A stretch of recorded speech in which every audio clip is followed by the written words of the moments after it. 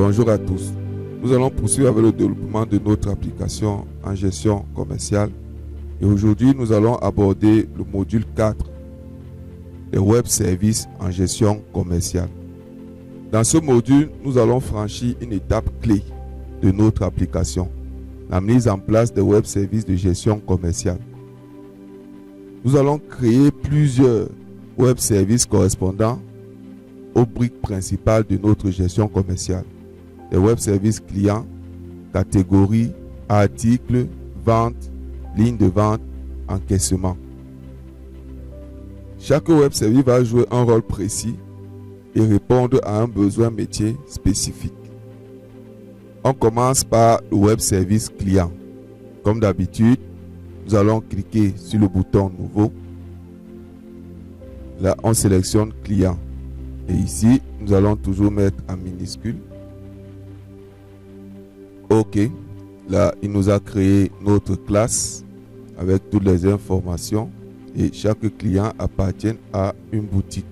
Bien entendu, nous n'allons pas lire tous les clients parce que les clients sont liés à des boutiques. Donc ici, on va plutôt mettre client boutique. Nous avons modifié la méthode de lecture tout en client boutique avec pour variable NID boutique qui est un entier pour nous permettre de lister tous les clients d'une boutique. Et là, nous avons créé la requête client boutique avec pour paramètre PID boutique et nous allons récupérer les clients d'une boutique. Donc, voici la description de la requête telle que vous voyez avec cette variable ID boutique pour nos points d'entrée et on va les... Cette procédure ici n'existe plus, donc on va la lier à client boutique et ici on va créer toujours notre John API et on lui donne son paramètre. Maintenant on va appeler ici client boutique. On enregistre. Ok, tout le reste, vous voyez la simplicité avec laquelle on peut créer des web services à partir de WebDev. C'est vraiment très rapide. Vous n'avez pas grand chose à faire, juste WinDev, lui, il crée exactement tout. Bien, maintenant, nous allons aller avec le web service catégorie.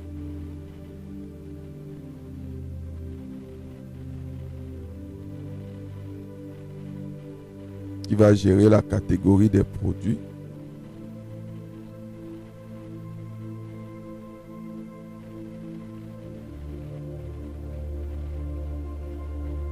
Ok, ici nous allons aussi faire comme nous avons fait pour lecture tout. On va plutôt dire catégorie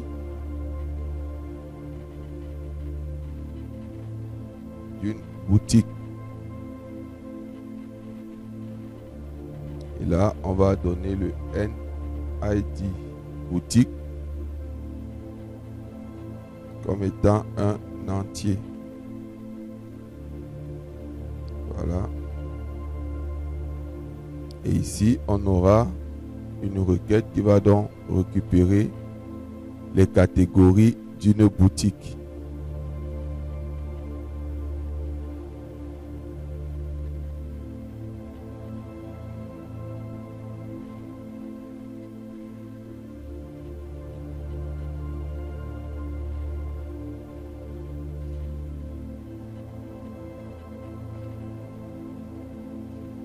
Ok, on va mettre en ordre alphabétique.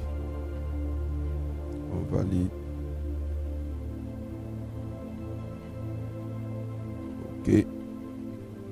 On revient ici. Ok. On a ça. Super. Donc voilà. C'est tout pour les catégories. Nous allons faire pareil. On revient au web service, les catégories. Ici, lecture tout sera plutôt catégorie d'une boutique. Et là, on va ajouter notre John. Et ici, on va dire catégorie d'une boutique. Ok, là, nous avons terminé avec les points d'entrée des catégories. Nous allons poursuivre avec le web service article qui va nous permettre de gérer le catalogue des produits vendus dans cette boutique.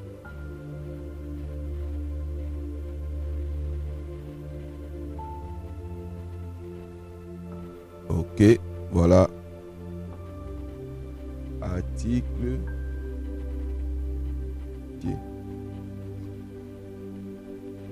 Et là, on va créer la requête pour récupérer les articles d'une boutique.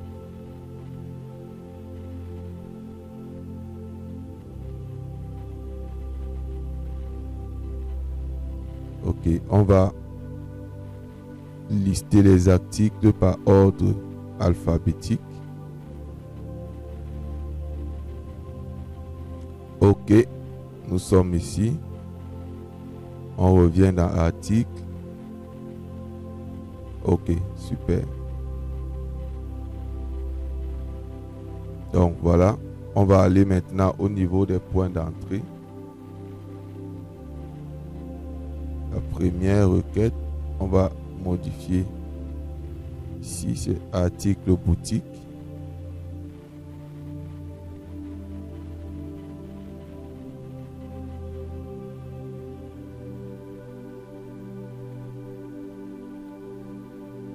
Ok.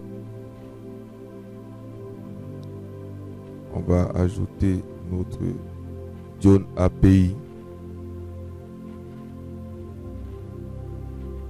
Maintenant, créons une procédure et un point d'entrée pour la recherche d'un produit.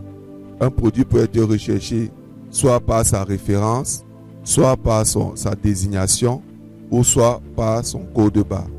Nous allons donc créer cette procédure. Comme nous l'avons fait dans l'exercice précédent, nous allons prendre la procédure article boutique et nous allons la dupliquer. Bien, et ici nous allons, ce sera plutôt la procédure recherche article. Et ici nous allons mettre le critère de recherche Edge Search qui est une chaîne de caractères. Maintenant, on va revenir sur la requête article. On peut également dupliquer. On va appeler article recherche.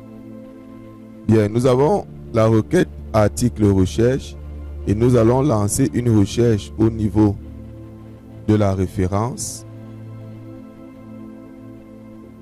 Bien, ici, il doit être égal à la référence, pas contient. Ou alors, on peut dire contient la référence, contient la désignation du produit,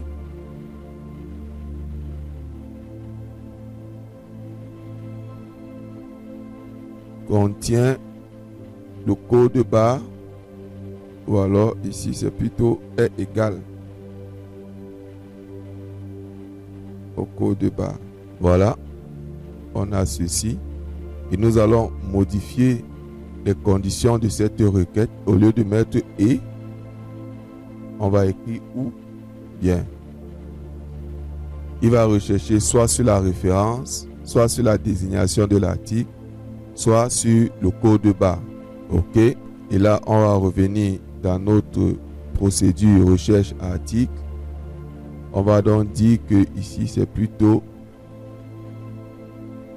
recherche ou article recherche.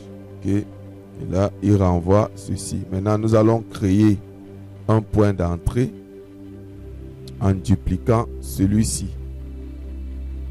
Dupliquer. OK, nous sommes ici et on va lui dire que toi tu vas plutôt aller à recherche article et on va modifier ce point ici. On va l'appeler article recherche. OK, on valide. Voilà, cette procédure ici va rechercher l'article. Celle-ci va afficher les articles d'une boutique. Ici, on va enregistrer, ainsi de suite. Donc, voilà pour ce web service. Passons maintenant au web service des ventes. Ce service gère les transactions commerciales. Ici.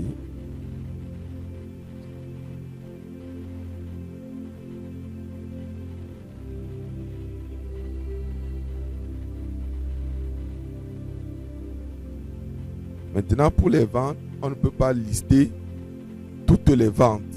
Il nous faut lister les ventes d'une certaine période. Parce que si on affiche toutes les ventes, imaginez-vous que quelqu'un a déjà fait 1 an, 2 ans. Il faut lui afficher toutes les ventes, ce sera vraiment ardu. Donc, nous allons lui afficher les ventes d'une période déterminée. Nous allons changer le nom de cette procédure en vente boutique. Et nous allons ajouter ces deux variables parce que nous voulons récupérer les ventes entre deux périodes. Et avant ceci, nous allons ajouter le ID boutique qui est un entier. OK, donc voilà les trois variables que nous devons envoyer à ce point d'entrée. Et nous allons créer maintenant la requête qui va filtrer donc les ventes d'une boutique entre deux dates. Bien, nous récupérons les ventes. On va d'abord filtrer par boutique. Maintenant, nous allons filtrer entre deux dates. Date début et B, date fin. Après, on va trier par heure décroissant. Sur période. On revient ici. On va donc dire requête.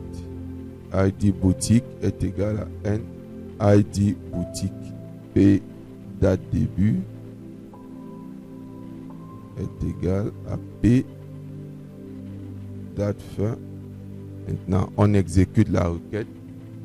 Et c'est elle qu'on va placer ici. OK. Maintenant, nous allons encore apporter une autre modification. Parce que nous voulons que lorsque les informations sont renvoyées, qu'on ait toutes les informations de la vente. Par exemple, une information qui n'est pas contenue dans notre requête, si elle part de cette manière, c'est le nom du client qui a cette vente-là. Donc, par rapport à cela, nous allons revenir ici et nous allons modifier la structure de notre classe en lui ajoutant un nouveau membre que nous allons appeler non client. Et il n'y aura plus de mapping. Donc, on va rester juste à la sérialisation. Et il va sérialiser en non client comme ceci. Pour récupérer le nom du client qui a occasionné cette vente-là. Et là, lorsque nous sommes ici à la liste, on va donc revenir ici. Là, on va donc exécuter HLI recherche dans le fichier client. Il y a des clients qui vont vouloir s'enregistrer et d'autres qui ne veulent pas s'enregistrer. Donc, s'il ne trouve pas de client, il doit dire que c'est un client par défaut. Donc, on peut écrire client par défaut ou alors aucun client. On écrit quelque chose. Donc, on va mettre non enregistré. Pour dire que le client n'a pas été enregistré. Et il va renvoyer ceci. Donc voilà pour notre web service. Maintenant, nous allons aller dans le point d'entrée. Pour les ventes, nous sommes ici. On va déjà localiser la procédure.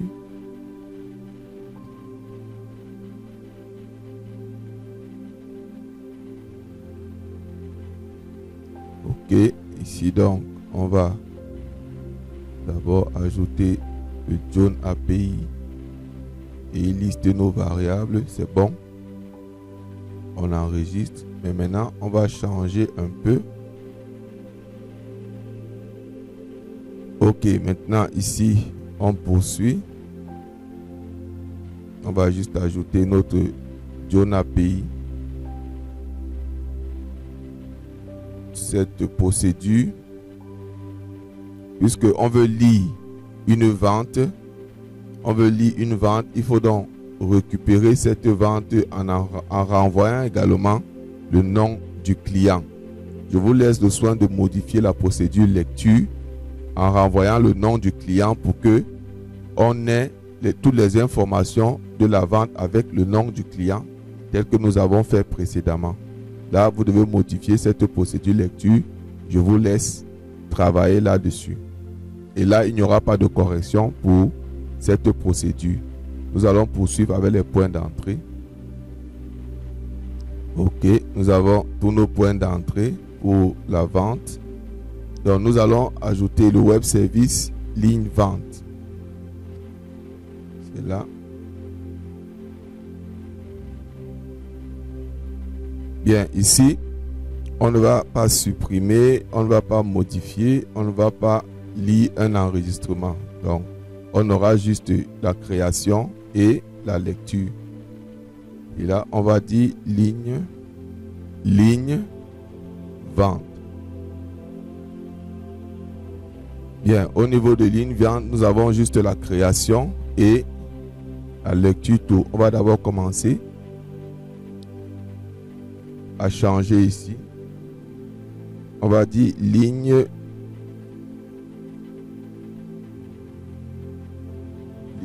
d'une vente. Et ici, on va lui donner le NID vente.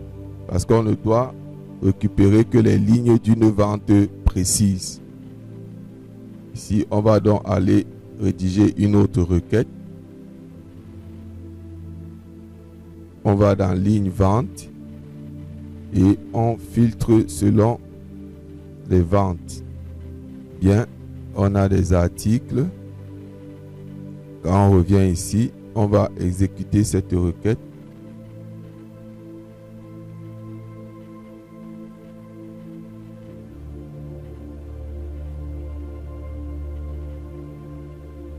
Ok, maintenant, il nous faut aussi récupérer les informations de l'article, sa référence, sa désignation et son code de base. Ça aussi, c'est important. On va donc aller dans article. On va récupérer la référence, la désignation. C'est tout.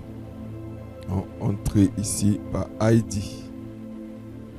Maintenant, dans ligne vente ici, puisqu'on doit lui renvoyer les informations de l'article, on va donc créer deux nouvelles lignes.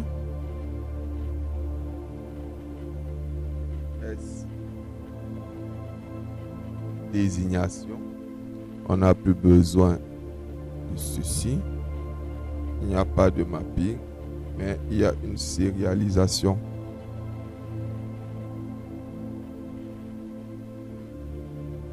Ok, donc voilà.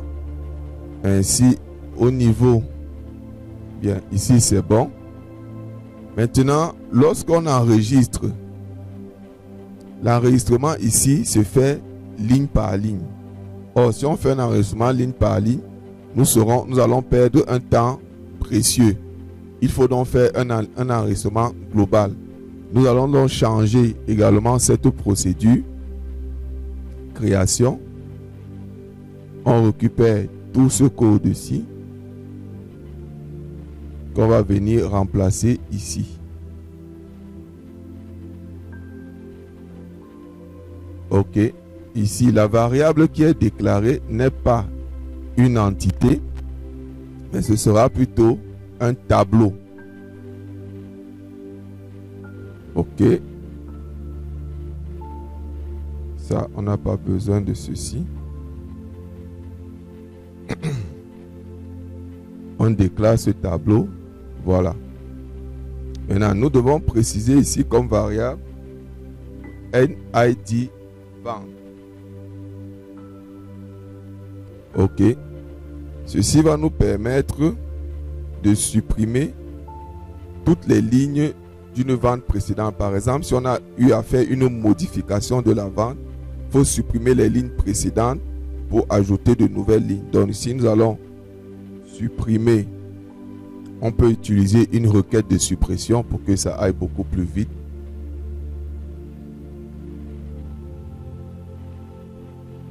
On supprime les lignes de vente.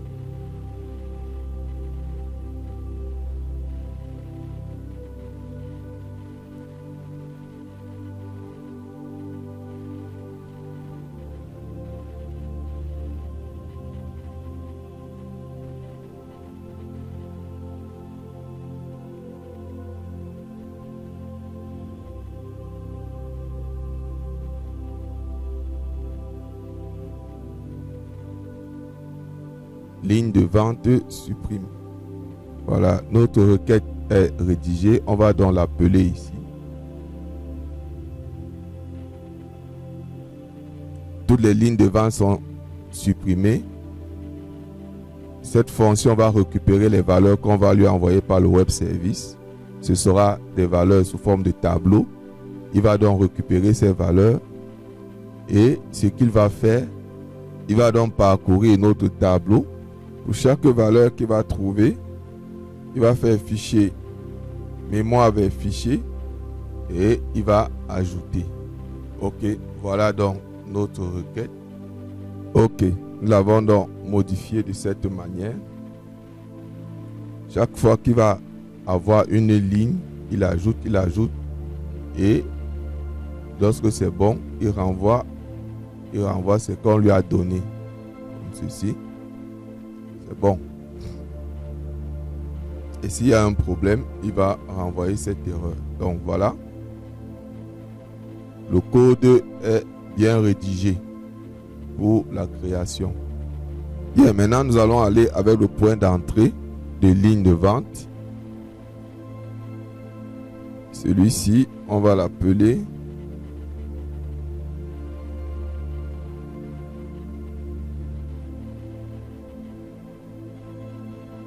on va ajouter notre API. C'est bon. Celui-ci aussi.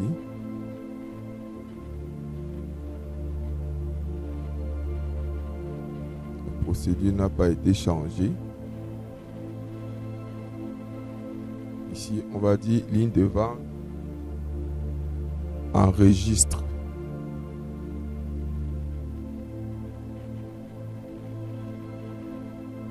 OK.